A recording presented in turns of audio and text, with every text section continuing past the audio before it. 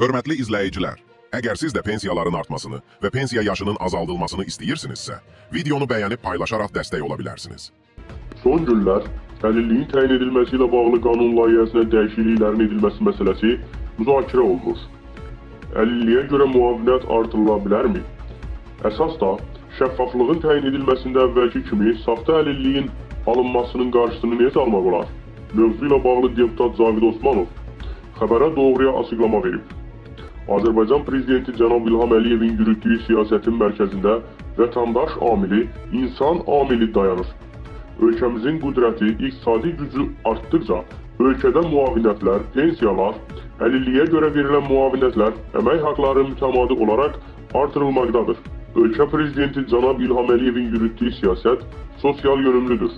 Son 2 ilə yaxın müddətə nəzər salsaq görərik ki, şəffaflığın artırılması istiqamətində vacib addımlar atılır. Eyni zamanda ölkədə islahatların aparılması prosesi davam edir.